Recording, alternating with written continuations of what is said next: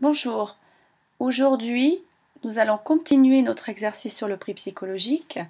Vous allez, maintenant que vous avez réalisé votre tableau, que vous avez reporté à l'intérieur les prix de vente dans la colonne prix de vente, que vous avez également reporté les nombres qui correspondent à la colonne nombre, calculer le total avec la somme automatique que nous allons voir dans quelques petites secondes.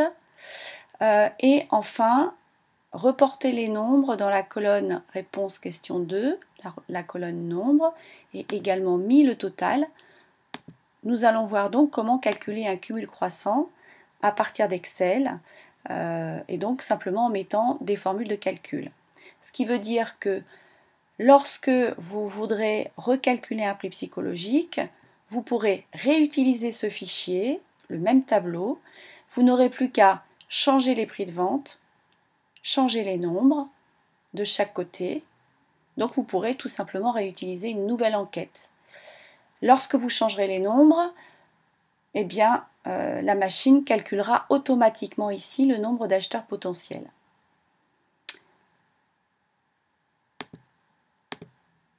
Donc nous allons commencer par calculer la somme. Pour calculer la somme de la colonne nombre, vous avez plusieurs possibilités, tout dépend de la version d'Excel que vous possédez. Sur cette version d'Excel, vous avez comme possibilité de choisir ce petit icône-là. Vous voyez ici, si je descends avec la petite flèche, j'ai plusieurs choses qui me sont proposées. Donc je peux faire une somme, je peux demander une moyenne, je peux demander un maximum, un minimum, chiffre, etc. Mais là, ce qui nous intéresse, nous, c'est somme. Donc, par défaut, si je ne choisis rien dans le petit menu déroulant et que je clique directement sur ce petit sigle-là, je vais obtenir la somme. Donc, je clique dessus. Là, vous voyez bien que on m'indique, en tout cas, on me propose de faire la somme de tous les nombres de cette colonne-là. Donc, attention, bien vérifier que la proposition corresponde bien aux lignes qui m'intéressent. Il peut y avoir des erreurs par moment, donc bien vérifier. Sinon, j'ai toujours la possibilité, vous voyez, en prenant tout simplement, une fois que j'ai eu la petite main, le petit carré qui m'était proposé, j'ai la possibilité de le sélectionner moi-même. Donc je sélectionne ou je désélectionne. Si je n'ai pas cette petite icône-là, vous regardez, vous recherchez si vous n'avez pas une autre possibilité, marquée somme. Si vous ne la trouvez pas, vous pouvez toujours, vous voyez ici la formule, donc vous pouvez toujours vous positionner dans la cellule ici comme nous l'étions tout à l'heure et vous tapez égal, somme et vous ouvrez les parenthèses et vous notez la même chose que ce qui est noté là, c'est-à-dire vous lui demandez de vous faire la somme de B3, deux petits points, donc jusqu'à, ça veut dire jusqu'à B12, puisque nous sommes sur la colonne B et sur la ligne 12. Et ensuite, je fais entrer. Et vous voyez que le calcul se fait automatiquement. Donc maintenant, je vais passer au cumul croissant. Pour calculer le cumul croissant, je vais commencer par lui demander de me mettre le premier chiffre. Donc rappelez-vous, il s'agit de cette colonne-là qui doit être ici calculée en cumul croissant. Donc je commence du premier chiffre.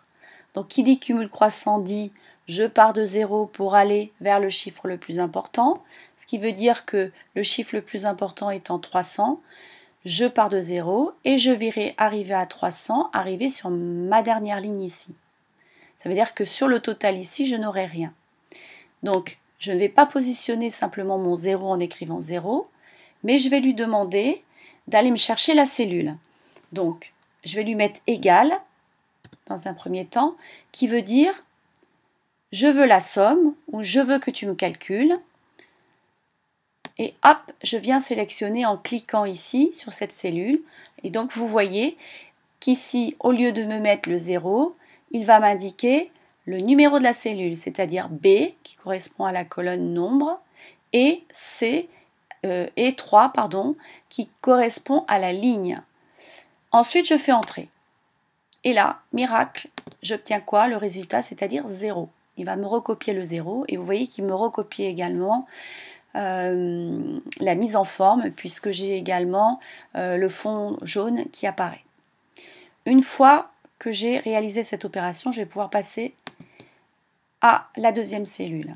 Donc sur la deuxième cellule, on va avoir une petite opération un petit peu différente qui va consister à lui dire cette fois, je veux que tu me fasses la somme de, donc je mets égal, donc cette fois c'est cette cellule-là que je veux, donc ce 0, et je veux qu'on y ajoute, donc je vais demander un plus, et je viens sélectionner le chiffre ici, donc la deuxième cellule que je veux qu'il vienne m'additionner. Donc ici il s'agit du 1, puisqu'on va faire 0 plus 1, donc je viens sélectionner le 1 et vous voyez que là il m'indique donc le numéro de la cellule qui est le B4, et je fais entrer.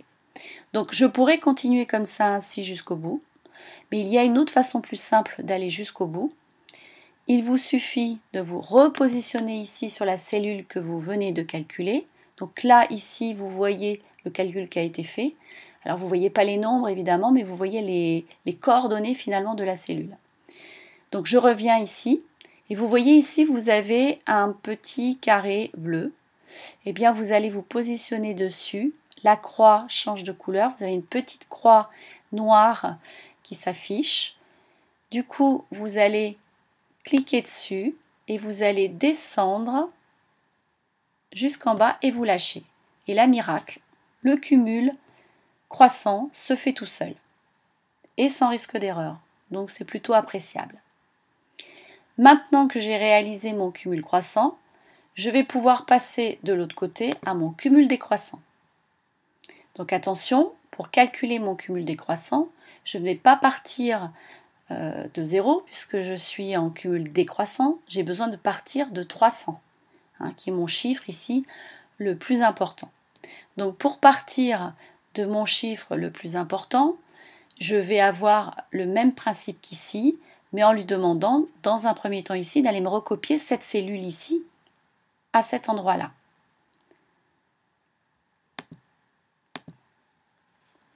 Bien évidemment, je vérifie avant voilà, qu'ici j'ai bien effectué la somme. Je n'oublie pas surtout de ne pas mettre le chiffre 300, mais de bien mettre la formule de calcul, ou en tout cas d'avoir fait la somme avec le petit bouton qui se trouve ici et qui représente le sigle somme. Ensuite, je viens donc me positionner ici, et j'ai le même principe que de ce côté, où je vais lui dire « donne-moi le résultat », donc « égal », et je viens sélectionner la cellule qui m'intéresse, donc le résultat de cette cellule-là. Et je fais entrer. Génial, j'ai mon 300. Donc maintenant, je vais devoir appliquer sur cette cellule-là, comme je l'ai fait ici, la formule qui va me permettre d'avoir 300 moins 1, puisque nous sommes en décroissant. Donc, je fais exactement la même opération que de l'autre côté. Je lui demande donc de me donner le résultat en lui indiquant égal. Je viens sélectionner ma cellule puisque je veux faire 300 moins 1. Donc je sélectionne la cellule du 300. Je mets le signe moins et je sélectionne le 1 et je fais entrer. Donc j'ai bien 299, tout va bien. Je viens ici donc sélectionner encore mon petit carré. Une fois que j'ai ma petite croix noire, je sélectionne, je descends, hop, jusqu'en bas et je lâche. Et miracle, il me calcule mon cumul décroissant. Maintenant que cette opération est terminée, je vais pouvoir passer au calcul du pourcentage cumul croissant ou du pourcentage cumul décroissant. Alors, pour passer au pourcentage cumulé, les choses se compliquent un petit peu ici. Dans un premier temps, vous allez toujours partir par le égal pour lui demander « je veux le résultat ». Ensuite, pour obtenir ce résultat, rappelez-vous qu'ici, il s'agit normalement de demander ici que le 0 soit divisé par le 100 et soit divisé par le 300 pardon, et multiplié par le 100. Ça, c'est l'opération que vous faites habituellement sur papier pour pouvoir obtenir le résultat. Ici, on va procéder un petit peu de la même manière en lui demandant d'aller sélectionner le 0. On va sélectionner le divisé.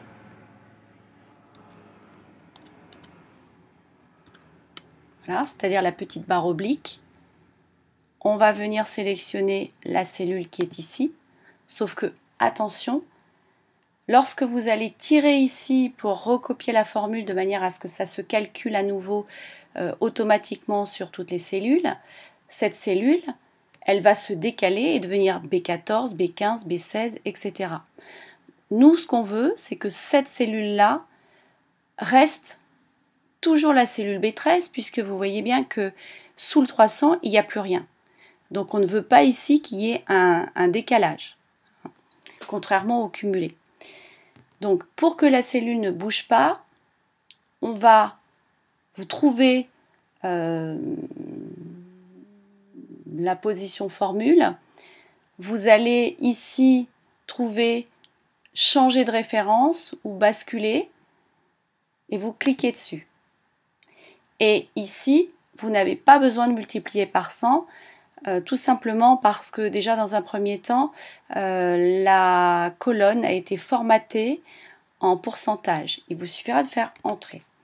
Donc ce formatage pour obtenir le pourcentage, vous pouvez l'obtenir ou en cliquant directement ici sur pourcentage. Ici, vous avez la possibilité de rajouter un chiffre après la virgule ou deux chiffres après la virgule, ou alors en faisant directement contrôle entrée et en allant sélectionner format de cellule, pourcentage, et ici pareil, le nombre de décimales, vous voyez, hein, là j'ai mis 2 décimales, donc j'ai 2 chiffres après la virgule. Ici, j'enlève, je demande 0 chiffre après la virgule. Je vais essayer d'avoir des chiffres ronds, histoire d'aller plus vite et que ce soit un petit peu plus clair. Je fais OK et je fais entrer. Voilà, donc dès que j'ai obtenu ce résultat, je vais toujours pareil, prendre ici mon petit carré. Donc dès que j'ai la petite croix qui devient noire, je tire jusqu'en bas. Miracle, tout est calculé automatiquement. Évidemment, je procède de la même manière de l'autre côté. Donc je recommence, égal, pour lui dire je veux la somme de, eh bien je veux ça, divisé par ça, mais attention, je veux que cette cellule, c'est-à-dire ce chiffre-là, soit fixe. Donc, je ne veux pas que dans ma formule, on me prenne systématiquement à chaque fois la ligne d'en dessous. Donc, je vais demander à ce qu'on fixe cette cellule. Hop, ça y est, elle est fixée. Et je fais entrer. Voilà, donc là, cette fois, j'ai bien 100%. Et maintenant, je vais tirer et j'obtiens le calcul de ma cellule. Donc voilà, en quelques minutes, comment faire le prix psychologique ici, remplir les cumulés croissants-décroissants, remplir les pourcentages de cumulés croissants-décroissants. Et maintenant, je n'ai plus qu'à calculer le nombre d'acheteurs potentiels. Donc pour le calcul du nombre d'acheteurs potentiels. Donc, pour calculer nos acheteurs potentiels, la formule à appliquer, qui normalement sur papier est 100% moins A plus B, va se transformer puisque le 100 est représenté par un 1. Je vous rappelle que la colonne ici a été paramétrée en pourcentage de manière à ce que le sigle pourcentage s'affiche directement, ce qui veut dire que la machine calcule directement le pourcentage. Donc ici, il faut considérer que le 100 est représenté par le chiffre 1.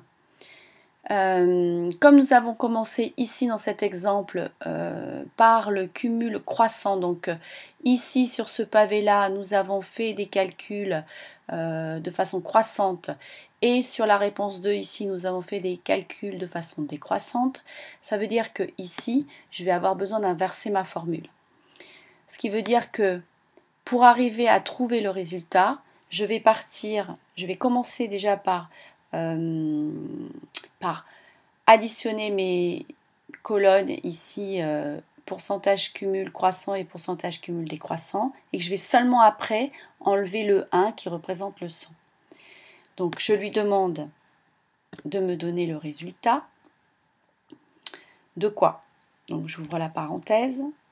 Je vais lui dire, je veux que tu me cumules, je veux que tu m'additionnes, pardon, la colonne A, qui est celle-ci, donc ici je prends déjà le 0, plus le résultat du cumul décroissant en pourcentage de la colonne C, je ferme la parenthèse, normalement moins 100, mais comme c'est déjà paramétré en pourcentage, je vous rappelle qu'on va transformer le 100 par le chiffre 1, sinon vous allez multiplier une deuxième fois par 100 et ça va fausser donc finalement votre résultat.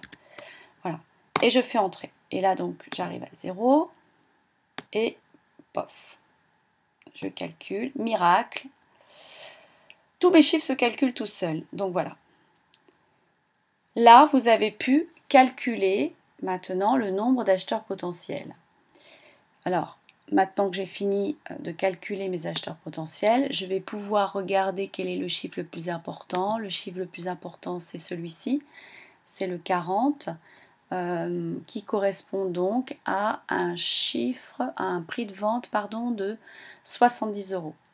Donc, vous voyez là, on l'a mis en rouge. Donc, ce chiffre-là, je vais pouvoir, pareil, aller le mettre en rouge si je veux pour le faire ressortir. Voilà.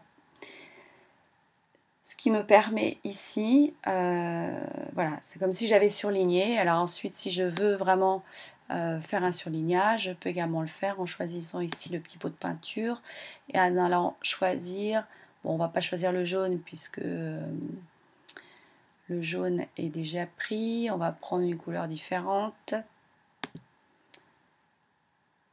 Voilà, et on appuie dessus. Et ça marche pas.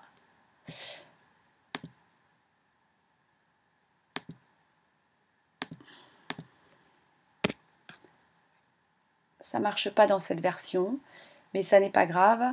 Vous pouvez aussi cliquer et aller dans le format de cellule. Non, pardon.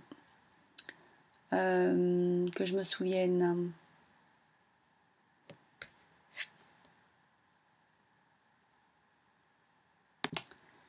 Donc le format de cellule, puis remplissage. Vous choisissez une couleur. Là, par exemple, le blanc de l'arrière-plan. Je prends le blanc et hop, je fais entrer.